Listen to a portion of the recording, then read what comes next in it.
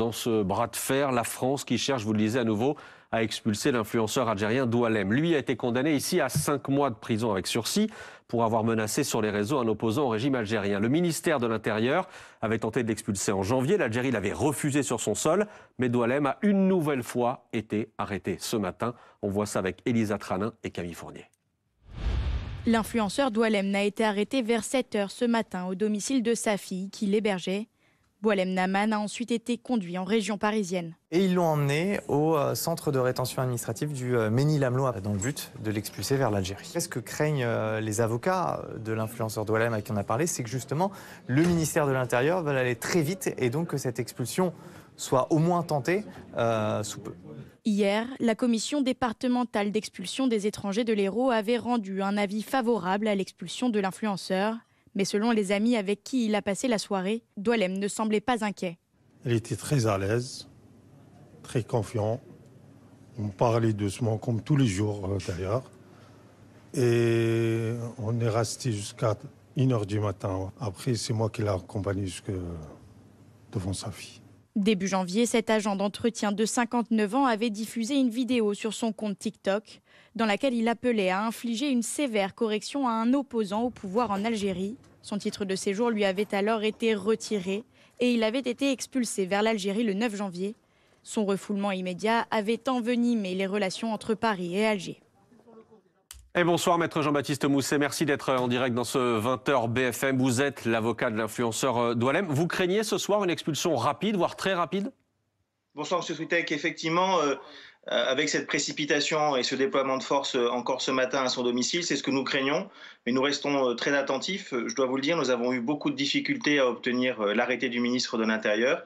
Et désormais, donc, c'est maintenant la phase des recours qui est enclenchée avec ma consoeur Marie-David Belloir, ma consoeur Julie Gonidec et maître Émilie Brun également du barreau de Montpellier. Vous parlez des moyens déployés. Qu'est-ce qui s'est passé ce matin? Comment s'est passée son arrestation? Bien, ce matin, en réalité, c'est 3 lieux d'interpellation qui ont été recherchés par les policiers, avec un équivalent de 30 effectifs en totalité pour l'interpeller au petit matin, alors même qu'on avait compris que M. Naman n'avait aucune difficulté à respecter les convocations judiciaires qui lui étaient données, y compris les convocations lorsqu'il s'est expliqué devant la COMEX de l'Hérault. Donc on voit là qu'il y a un déploiement de force qui est en disproportion totale avec la peine qui lui a été infligée par le tribunal de Montpellier et quelque part l'objectif poursuivi par le ministre de l'Intérieur pour raccompagner M. Naman vers l'Algérie. Mais on en revient toujours au même point de départ, maître. Le préfet de l'Hérault, le ministre de l'Intérieur a fortiori, considère qu'un homme qui menace des opposants algériens n'a rien à faire sur le sol français. Alors déjà, ce n'est pas plusieurs opposants, c'est un. Et il s'est expliqué devant le tribunal concernant ces propos qu'il a forcément regrettés et qui ont été amplifiés d'abord par le signalement donné par le maire de Montpellier et amplifiés également par la publicité, la communication hasardeuse que le ministre de l'Intérieur fait au travers de ce dossier. Donc effectivement, il a été condamné, mais en réalité, ce n'est pas tant sa condamnation qui est le cœur de la décision et le cœur de l'arrêté d'expulsion.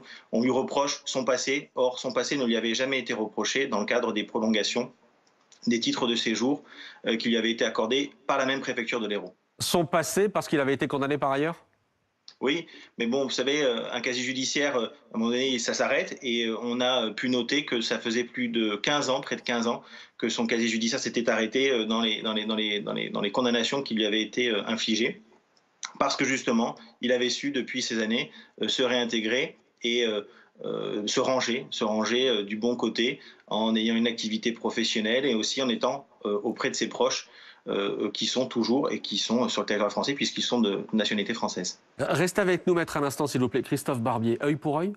Doualem? Non, non, c'est un bras de fer, c'est un rapport de force, bien entendu, politique, diplomatique, juridique, mais on n'est pas dans œil pour œil, on n'est pas dans des prises d'otages comme ça pour égaliser. Non, en revanche, on voit que le ministre de l'Intérieur essaye de prendre l'Algérie à son propre mot, à son propre jeu. Ils ont dit suivez les protocoles prévus. Eh bien, il essaye de faire ce qu'il n'a pas fait la première fois, c'est-à-dire de suivre le protocole prévu. On verra si expulsion il y a, comment l'Algérie répond. Oui, vous allez déposer des recours, maître. S'il y a expulsion et que l'Algérie refuse à nouveau votre client une fois arrivé sur le sol algérien, comme ça avait été le cas en janvier, qu'est-ce qui se passe? On sera devant le fait accompli qu'il ne peut pas réintégrer l'Algérie et donc que toute procédure d'expulsion aurait forcément vocation à échouer. Je partage tout à fait l'observation que M. Barbier vient de faire. On ne peut pas mettre sur un même niveau la difficulté liée au dossier Sansal et au dossier Naman. C'est deux choses différentes et on voit qu'en fait, il n'y a pas de riposte graduée de la part du ministre de l'Intérieur, mais une riposte un petit peu dans tous les sens où on mélange un petit peu tout et je pense qu'il ne faut pas tout mélanger effectivement.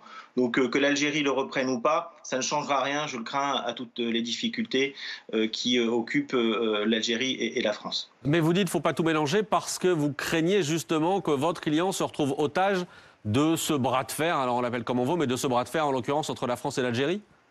Effectivement, on peut le craindre, mais nous, on ne va pas du tout rentrer dans ce jeu-là. Ce n'est pas du tout notre logique. Notre logique, vous l'avez compris, c'est d'avoir une décision qu'on a eu la plus grande difficulté à obtenir, puisque le ministre de l'Intérieur avait donné des instructions aux effectifs de police de ne pas nous communiquer cette décision pour retarder quelque part l'introduction des recours.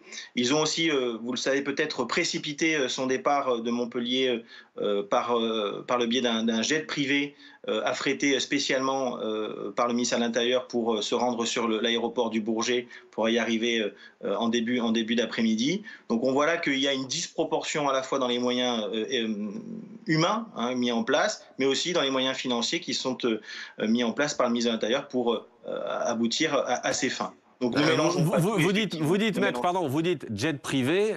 Nous, d'après nos informations, c'est un avion de la police qui est régulièrement utilisé par la police et parfois aussi pour emmener un certain nombre de personnes qui peuvent être expulsées par la suite. Vous dites c'est surdimensionné, mais voilà nous les explications qu'on a ce soir.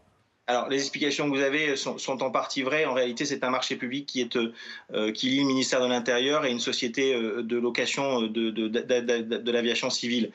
Mais c'est au bas mot à peu près 5 000 € de dépenses qui ont été faites pour l'accompagner de Montpellier au Bourget, en région parisienne, pour l'amener en fait d'un point A à un point B, alors qu'on aurait peut-être pu utiliser d'autres mesures. Mais on voit là qu'il y a une disproportion dans les moyens humains, mais aussi dans les moyens financiers, puisque cet avion, si effectivement il a fait ce trajet et qu'il est habituellement utilisé par le ministère de l'Intérieur, il est venu spécialement du Bourget à Montpellier ce matin, et donc en totalité, c'est 10 000 € qui ont été dépensés aujourd'hui, juste d'un point de vue de la dépense publique pure, pour acheminer notre client entre Montpellier et Paris. Voilà aujourd'hui la proportion que met le ministère de l'Intérieur à vouloir reconduire notre client vers l'Algérie. Merci maître, merci d'avoir été en direct avec nous. 10 000 €, Elsa Vidal, c'est le chiffre qu'avance l'avocat. Moi ça me gêne pas au sens où en fait le fonctionnement de l'État, on ne fait pas le décompte quotidien. Je ne sais pas combien ça coûte le transfèrement de quelqu'un par train, par avion, etc. Comment on le calcule? J'en sais vraiment rien. C'est sûr qu'il y a une dimension politique, mais pour moi, ça ne se joue pas dans ce chiffrage qui en plus, pour le moment, dépend de la parole de l'avocat seulement. Merci Elsa, merci maître d'avoir été en direct avec nous.